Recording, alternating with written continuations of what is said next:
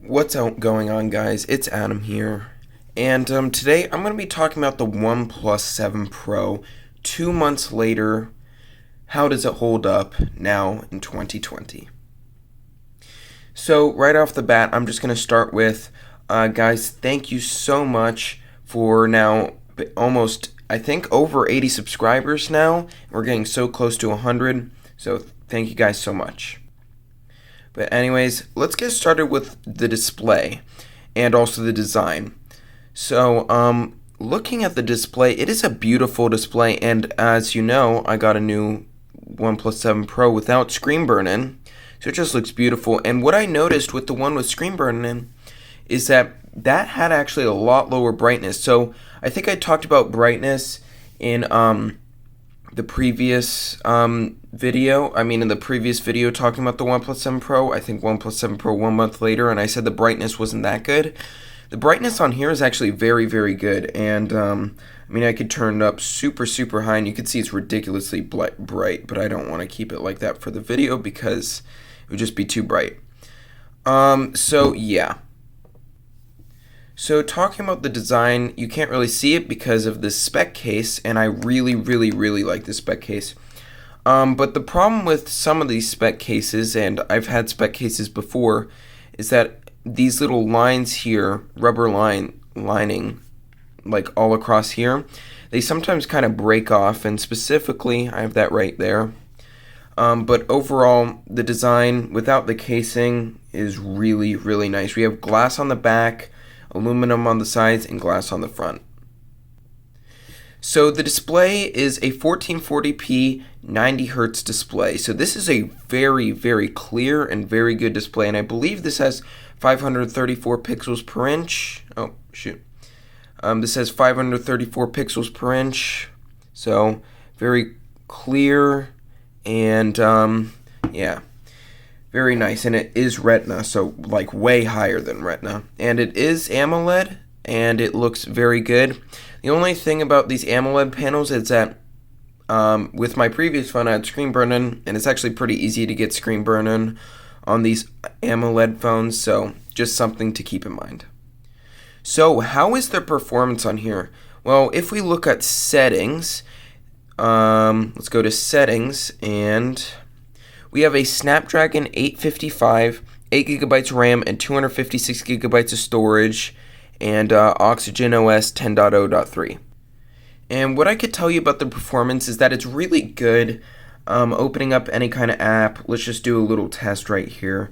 If you wanted to see how long, some games take and things like that. Okay, and then we do like eBay.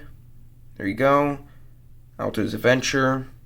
You can see everything loads up ridiculously fast. There you go. Now, it's definitely not as good as the 12GB of RAM, but still pretty good. Google. There you go. Mercari. You can see everything loads up. YouTube. You can see all of this is ridiculously fast. Like, seriously. Even though it's not the latest 865 processor, this specific processor is only 1 year old, so it's actually very, very good and smooth. And because of that 90Hz display, it's very smooth already, because on top of that, we also have Oxygen OS 10.0.3. So, with Oxygen OS, I've actually done some really cool things. First of all, you may notice that my wallpaper is different, and I also have a new theme, because if you didn't check settings, you can see everything's black and red, and I actually really like this. It makes it look really good in some situations, and yeah, it just is really, really nice. You can see my customization right here, and my icon pack is just the stock basically. And I did change my fingerprint animation, but I did change my horizon light, which basically happens when you get notifications. So yeah, everything is ridiculously smooth on here. I've had some problems with some games, like actually only like one game, and that is this game right there. And so, but besides that, it's mostly been extremely smooth. and I think, in my opinion, just as good as the newer OnePlus phones. Seriously, OnePlus optimizes their phones in a specific way that is really, really, really smooth, and wants you to use it because it is really, really a nice experience. So yeah. So I want to talk more about playing games and stuff like that. So the performance of playing games is ridiculously good. For example, Fortnite, actually, this is one of the few Android phones that can do 60 FPS on Fortnite. So if you guys like Fortnite or like actually a lot of games, this is going to be a really, really great phone. And yeah, it's going to be a really nice experience in all kinds of games. Whatever you put at it, basically, there's going to be basically no stutter or any kind of slowdowns or anything like that. So everything is going to be very, very nice on this phone. So yeah. Now let's talk about those cameras. So we have 3 cameras on the back. We have a 48 megapixel main camera. We have a 8 megapixel telephoto camera and a 16 megapixel ultra wide lens. And then down here we have the flashlight. And up here is what's really cool is that we have a full bezel-less display. And so up here is the pop-up camera. So yeah. So how has camera quality been? Well, actually, it's been really, really good. I wouldn't say as good as the iPhone XR. However, there's this thing called Gcam. It's basically the Google camera, which can allow you to take better photos. And that's really, really great. And I actually really like that. But there is also, the regular app, and that's fine. It all works. And it's okay. I'm going to show you some sample photos. So an example photo would be like this. As you can see, it's a really, really great photo. Extremely clear. And yeah, it's been improving with software updates. So very, very good. And I haven't really had a problem with the photos. Here is an ultra wide shot. And you can see this is in a little bit of lower light. It's definitely not as good because you can see there's not that, it's not that good HDR, but besides that, it's very, very nice, and I really wouldn't complain because it's very clear, and yeah. It does get softer though, and that's one annoying thing, but at least we have an ultra-wide camera, so yeah. So one of the things that's not as good is the telephoto camera. In my opinion, it's okay, but it's definitely not great, and it's not too clear. But it's usable, and it's nice that they put a telephoto camera, so yeah. So a couple of you guys suggested that I should do some benchmarks of this phone, and I know I should have done that in the performance section, but totally forgot. So yeah, let's run the CPU benchmark. I'll get back to you once this is finished. So, as you could see, we got a single core score of 720, and we got a multi-core score of 2616. So actually, let's compare that to something like the Samsung Galaxy S20.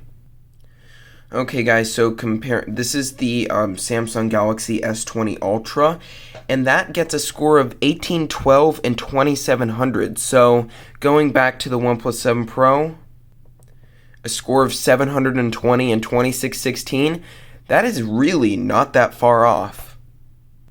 I mean, I'm really impressed, and not only that we're getting, here's all the specs, we're getting 4 cores, 3 cores, 1 core, so that would mean 8 cores and 8 gigabytes of RAM, and yeah, you could see it's really, really, really good. Still holds up to this day. So I was actually trying to find Antutu benchmark, but I actually cannot seem to find it. I see Geekbench 5, but that's the only thing that I see, so... but I am gonna I'm gonna do CPU-Z. So, as you could see, this gives us basically all the information. Oh, there's an ad. So yeah, this gives us all the information, all the correct information, except it's 6.67 inches. And yeah, you can see 514 pixels per inch, 1440p, and Android version 10. And that doesn't give us really any information, but you can see, yeah. So yeah, a lot of you guys actually wanted that, so yeah, hopefully you guys enjoyed that, or want that. So yeah. By the way, guys, if you want me to do more Geekbench and Antutu and whatever else tests on other phones, let me know in the comments below. Now, how are the speakers on here? Let's check it out. Okay, let's check it out. Just play top songs. Okay. Let's play. Okay, start from the beginning. Turn the volume all the way up. See how it is.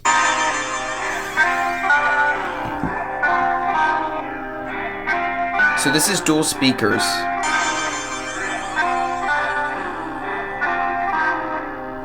Let's see.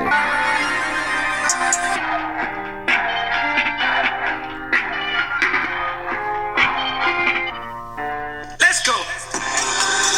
We sit out hype outside. Right from now. Take it straight. So yeah, guys, it is really, really, really good. Like, extremely loud.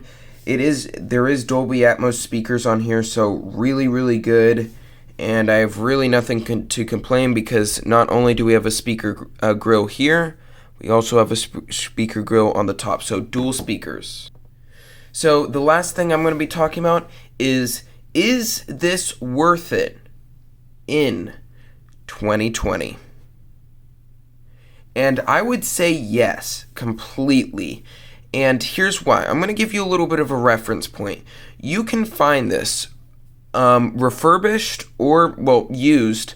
Refurbished or used. Like, you can find this around $360 to like $420, around there.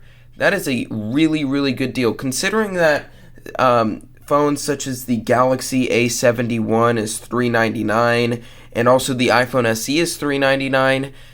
This is a complete steal. Not only are you getting flagship specs just like the SE, but you're also getting a flagship design unlike the SE, and the A71 doesn't have a 90 Hz display. It doesn't have a flagship processor. So even though the SE has a flagship processor, doesn't have a good display, doesn't have, I guess it has the same exact speakers, or not the same exact speakers, but close enough speakers because they're both dual. And not only that, you're getting pretty acceptable cameras and a triple camera setup, and actually way better than the Galaxy A71, because it has a quad camera setup. Doesn't mean it's better. It can only record 4K at 30. This can record 4K at 60 FPS. So anyways, guys, this is completely worth it in 2020. So I'll see you next time. By the way, guys, if you enjoyed this video, leave a comment why you did, and like the video if you liked it, subs if you loved it, and yeah, I absolutely love this phone. This is an amazing phone, and that's all I have to say about it. Anyways, guys, see you later.